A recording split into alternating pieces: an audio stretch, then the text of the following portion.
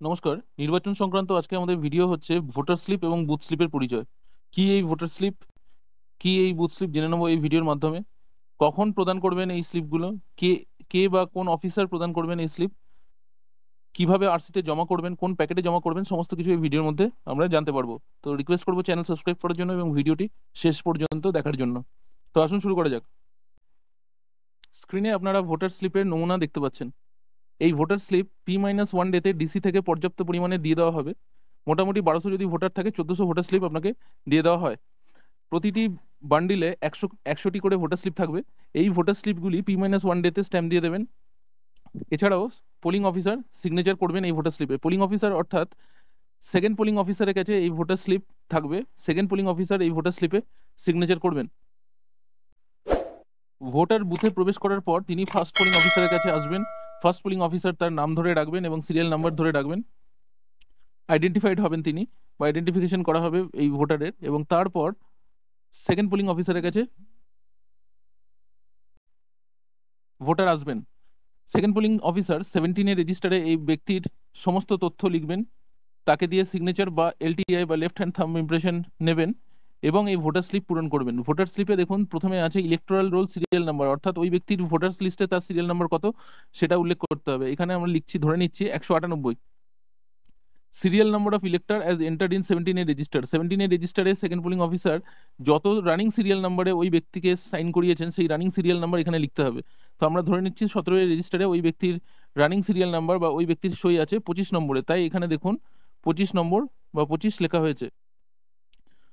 সবশেষে polling officer তিনি sign করেছেন দয়নাথ সেন। এখানে আমরা বলে রাখবো P-1 ডেতে পোলিং অফিসার ম্যাক্সিমামটাই সাইন করে রাখবেন ভোটার স্লিপে, তাহলে দ্রুত কাজগুলি, ভোটের দিন দ্রুত কাজ ওঠানো যাবে।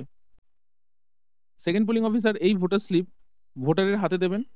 ভোটার থার্ড পোলিং অফিসারের কাছে যাবেন, এই voter slip third polling officer ভোটারের থেকে সংগ্রহ করবেন এবং ব্যালট ইস্যু করবেন। থার্ড পোলিং অফিসারের কাজ হচ্ছে এই ভোটার স্লিপগুলো সংগ্রহ করে রাখা, এবং এগুলি ভোটের শেষে এগুলি সিলড অবস্থাতে থার্ড প্যাকেটে করে জমা দিতে হবে। থার্ড প্যাকেট অর্থাৎ স্ট্যাটুটারি কভারের মধ্যে এটি জমা করতে হবে। আনইউজড ভোটার স্লিপ যাবে ফোর্থ প্যাকেট বা নন স্ট্যাটুটারি কভারের মধ্যে, সমস্তটাই কিন্তু সিলড অবস্থায় যাবে। ভোটার স্লিপ গেঁথে রাখার জন্য এক প্রকার তার দেওয়া হয় ডিসি থেকে, বা প্রিসাইজলি বলা যেতে পারে যে আগে এই তার দেওয়া হতো কিন্তু ইদানিং দেওয়া হয় না। তো আমরা থার্ড পোলিং বা সেকেন্ড পোলিং অফিসারকে রিকোয়েস্ট করবো যে এই তার তারা যেন বাড়ি থেকে নিয়ে যান, এবং ভোটার স্লিপগুলো গেঁথে রাখার জন্য এই তারগুলি খুব উপযোগী। তাহলে এই হচ্ছে ভোটার স্লিপের খুঁটিনাটি। ভোটার স্লিপে P-1 ডেতে সমস্ত ডিস্টিংগুইশিং মার্ক এবং সিগনেচারগুলি করে রাখবেন। ভোটের দিন সেকেন্ড পোলিং অফিসার এখানে ভোটারের ইলেকটোরাল রোলে তার সিরিয়াল নাম্বার উল্লেখ করবেন এবং 17 রেজিস্টারে তার রানিং সিরিয়াল নাম্বার উল্লেখ করে ভোটারের হাতে এই স্লিপ প্রদান করবেন। এই voter slip third polling officer হাতে পাওয়ার পর, ভোটারের থেকে হাতে পাওয়ার পর ব্যালট ইস্যু করবেন, এবং ভোটার স্লিপগুলি থার্ড পোলিং অফিসার সংগ্রহ করে রাখবেন, যেটি স্ট্যাটুটারি কভারের মধ্যে সিলড অবস্থায় আরসিতে জমা দিতে হবে। স্ট্যাটুটারি কভার অর্থাৎ থার্ড প্যাকেট, এবং আনইউজড ভোটার স্লিপগুলো নন স্ট্যাটুটারি কভার বা ফোর্থ প্যাকেটে করে সিলড অবস্থায় আরসিতে জমা করতে হবে। এরপর আমরা জানবো বুথ স্লিপ বা কিউ স্লিপ সম্পর্কে। দেখুন, ইলেকশন কমিশন দ্বারা নির্ধারিত সময়, ভোট শেষ হওয়ার নির্ধারিত সময় হচ্ছে সন্ধ্যা 6টা। অনেক সময় দেখা যায় এই নির্ধারিত সময়ের পরেও বুথের বাইরে লাইনে ভোটাররা দাঁড়িয়ে থাকেন। সন্ধ্যা 6টা যেইমাত্র বাজবে, প্রেসাইডিং অফিসার বুথের বাইরে আসবেন এবং তিনি দেখে নেবেন লাইনে কতজন আছে, এবং একটি অ্যানাউন্সমেন্ট করবেন যে যারা যারা এখনো ভোট দেননি আপনারা লাইনে দাঁড়িয়ে পড়ুন বা কিউয়ে দাঁড়িয়ে পড়ুন। সকল ভোটার কিউয়ে দাঁড়িয়ে পড়লেন। প্রেসাইডিং অফিসার এবার কি করবেন, উনি একজন পুলিশ অফিসারকে দিয়ে বা সিকিউরিটি পার্সোনালকে শেষ ব্যক্তি যে লাইনে দাঁড়িয়ে আছে সেখানে দাঁড় করিয়ে দেবেন। এরপর ওই শেষ ব্যক্তিকে, স্ক্রিনে যে বুথ স্লিপ বা কিউ স্লিপ দেখতে পাচ্ছেন, এই 1 নম্বর সিরিয়ালের কিউ স্লিপ ওই শেষ ব্যক্তিকে দিতে হবে।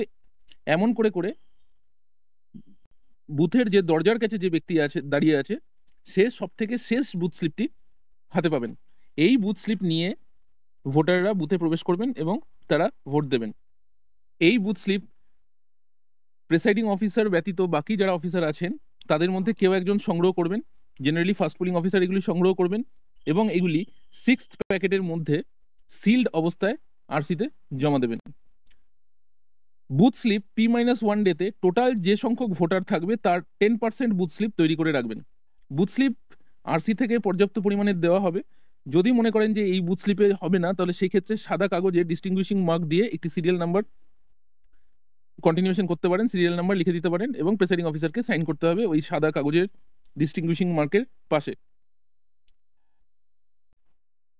এবং প্রয়োজন মতো পরের দিন কিউয়ে থাকা ভোটারদের প্রদান করতে পারেন এই বুথ স্লিপ। বুথ স্লিপকে কিউ স্লিপও বলা হয়। স্ক্রিনে দেখতে পাচ্ছেন বুথ স্লিপের নমুনা।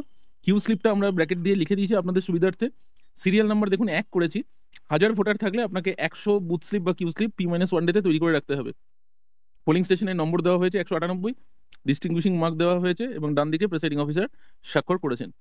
তাহলে এই হচ্ছে ভোটার স্লিপ এবং বুথ স্লিপ সম্পর্কিত সমস্ত তথ্য। ভিডিওটি ভালো লাগলে অবশ্যই শেয়ার করুন এবং চ্যানেল সাবস্ক্রাইব করুন, এটা রিকোয়েস্ট করবো। দেখবার জন্য অসংখ্য ধন্যবাদ।